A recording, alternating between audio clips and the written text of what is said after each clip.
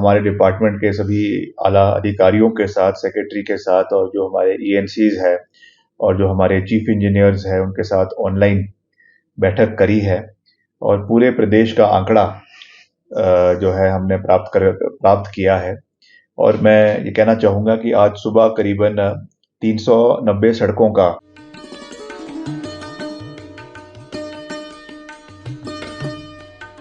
प्रदेश के स्वास्थ्य संस्थानों का कायाकल्प किया जा रहा है।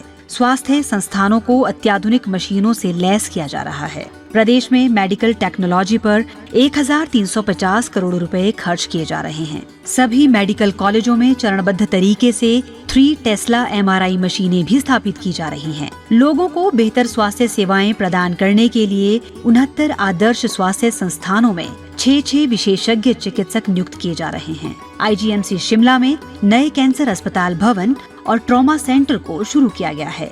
कैंसर के मामलों की गंभीरता को देखते हुए प्रदेश सरकार हमीरपुर में कैंसर का उत्कृष्ट केंद्र स्थापित कर रही है। कैंसर मरीजों के लिए फ्री इलाज और विभिन्न दवाइयां निशुल्क प्रदान की जा रही हैं। चंबा और हमीरपुर चिकित्सा महाविद्यालयों के लिए 200 करोड़ रुपए जारी किए गए हैं। प्रदेश में निजी भागीदारी से 10 नए वेलनेस सेंटर खोले जाएंगे।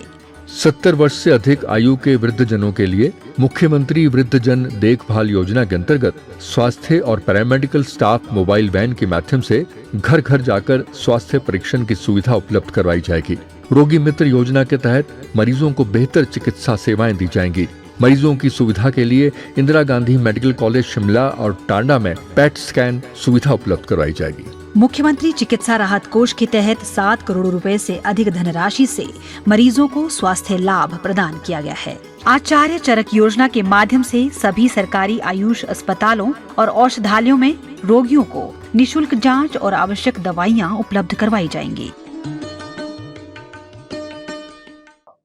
इसमें छोटी सड़कें भी है, कुछ लिंक रोड्स भी है, उनके बंद होने की सूची आई है, मगर हमने उसमें तुरंत रूप से प्रभावी रूप से मशीन्स डिप्लॉय करवा दी है, जिसमें जो है 288 सड़कें जो है अगले एक दिन के अंदर खोल दी जाएगी और 1 जुलाई तक जो है 56 सड़कें खोल दी जाएगी और 1 जुलाई के बाद जो है 46 सड़कें खोल दी जाएगी और अगले 3 दिन के अंदर सारी की सारी आपकी जो 390 सड़कें हैं वो हम खोलने का प्रयास करेंगे। हो सकता है कि क्योंकि मॉनसून अभी जो है प्री मॉनसून जिसको हम कहेंगे अभी चले हुए हैं, तो कुछ जगहों पे यथास्थिति बनी हुई है, मगर हमने अपनी मशीनरी पूरे तरीके से डिप्लॉय करी है, जिसमें 110 JCBs है हम डिपार्टमेंट की और करीबन 132 हमने हायर करी है, वो भी हमने जगह जगह के ऊपर डिप्लॉय कर दी है। 6 रोबो मशीनरी हमने डिप्लॉय करी है और डोजर हमने करीबन 14 डिप्लॉय किए हैं और टिपर भी हमने 65 डिपार्टमेंट के हैं और 24 टिपर जो है वो हायर करके इनको हमने जगह जगह के ऊपर डिप्लॉय कर दिया है।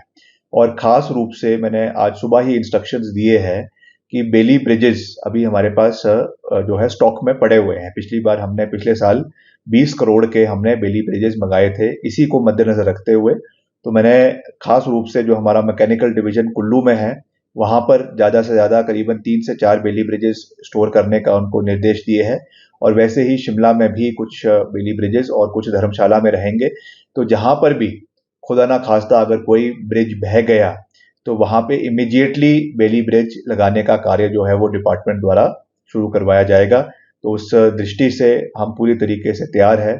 अभी तक कोई जान माल की कोई नुकसान जो है वो नहीं हुआ है, मगर हमारी प्रार्थना है कि ऐसी कोई चीज ना भी हो। मगर हम जहां तक हमारे डिपार्टमेंट की बात है, सड़कों की बात है, उसके लिए हम पूरी तरीके से तैनात है और मैं खुद भी कुछ दिन में जो भी हमारे प्रभावित क्षेत्र है वहां का मैं खुद दौरा करूंगा। पिछली बार भी मैं व्यक्तिगत रूप से हर मौके पर गया था